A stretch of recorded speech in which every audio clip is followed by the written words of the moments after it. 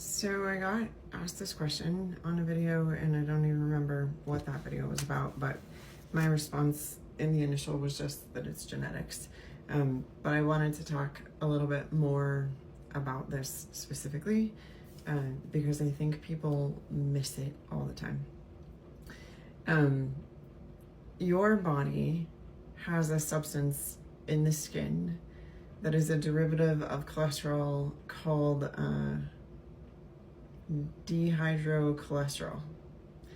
When UVB light hits that, it converts the energy from the sun and that substance, DHC, through a couple of processes into pre-vitamin D3.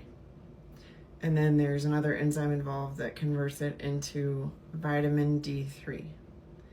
And then that gets, or cholecalciferol is what you'll see it called, or if they run a test for it. And then that gets taken to the liver, and through enzymatic processes that happen because of the cytochrome P450 genes, specifically CYP2R1 and 27B1. The conversion happens to calcitrol or 25-OH vitamin D, which is your metabolic vitamin D. The gene responsible for turning cholesterol into dehydrocholesterol is DHC27, I believe. Nope, DHCR7, it's a letter again. So DHCR7. So someone who spends a lot of time in the sun regularly, who has low cholesterol, who has a low functioning DHCR7 gene, or has poor cytochrome P450 function, would not convert vitamin D from the sun well. Cytochrome P450 is an epigenetic, like those genes are epigenetic, meaning you can influence them from your environment. One of the best ways to influence them is to make sure that you're not doing things that over-toxify the liver and regularly doing liver detoxes. And if you are looking to kind of like build up your vitamin D storage during the summer months, the best thing to do going into the summer months would be to do a liver detox. Although I recommend doing a liver detox probably at least twice a year for most people, maybe even 3 to 4 times a year, depending on your genetics specifically. There's another genetic that a lot of people have gotten tested called the VDR gene.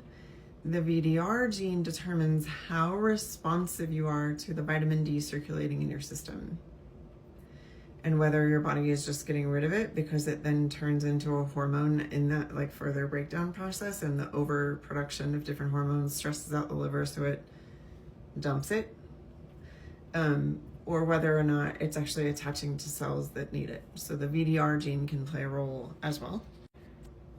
And then there's the SCARB gene, and what it does is it encodes for the ability of your body to absorb fat-soluble vitamins, so A, D, E, K. So if you have a down regulation in any of those genetics, it doesn't matter how much time you spend in the sun, you might have trouble with vitamin D. If you are someone who has that trouble, you may want to find a way to supplement with vitamin D. You are going to probably want a liquid liposomal vitamin D, and you're going to regularly request blood work that shows vitamin D. And knowing your genetics, you would have a reason to have that tested on the regular. Or if you show up with a really low vitamin D one time, which to me, and this is my opinion because most medical professionals are going to tell you that once you hit the normal range, which is 30 to 100, you're fine. And this is American numbers, not other numbers. But if you're 30 to 100, you're fine. To me, based on the research that came out of SARS-CoV-2 and what prevented intubation in the population of people that ended up hospitalized, the vitamin D level needs to be at 85, and that's the 25OH needs to be at 85. So you're not fine at 30. That's you're not failing, but you're not getting an A either. So your 25OH should be at 85. For people with autoimmune conditions, you may feel better somewhere between 85 and 100. I even have some people with autoimmune conditions that do really well all the way up to like 120. However, vitamin D overdose can look very similar to vitamin D deficiency. So achiness and weakness in the hips in particular, feeling overly fatigued. You can have changes in your vision, generalized bone pain, and you can end up with a low-grade cough. Knowing and understanding your genetics allows you to navigate something like this a lot better. And it also allows you to be one of those people who says, no, I actually maybe need my cholesterol to be a little bit higher. So if you're concerned about my cholesterol before you put me on a statin, we should really look at the lipoprotein size and all the special tests that go with that. And I know that you can test ApoE in my blood work, and that will also tell us whether I'm at risk for having a heart attack or a stroke. And I don't want to be put on statins until you've tested my homocysteine, because the American Heart Association has published literature in 1998, 2005, and 2012, all stating that they know that homocysteine is the largest single predictor of a heart attack or a stroke. So, can we look at that first? What you will also find is that the people who have greater vitamin D deficiency, regardless of how much time they spend in the sun, are people with darker skin tones.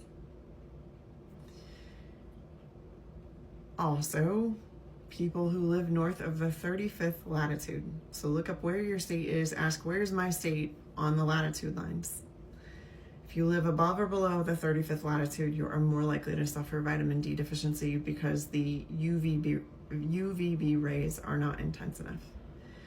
The other thing, if you can get a sunscreen that blocks UVA but does not block UVB rays, if you're still looking at protecting your skin for anti-aging, that would be more beneficial. And always, always use a physical barrier as opposed to a chemical barrier, because the chemicals could create some dysfunction in the cells as well.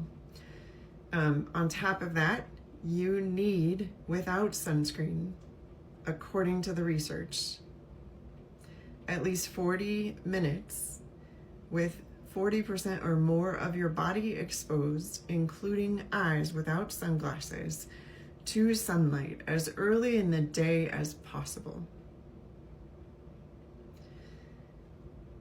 And that is across a bunch of different research articles. You're welcome to go look up circadian rhythm retraining. This could be an explanation for it as well. But if you don't get sunlight into your eyeballs without sunglasses on, you're doing yourself a huge disservice.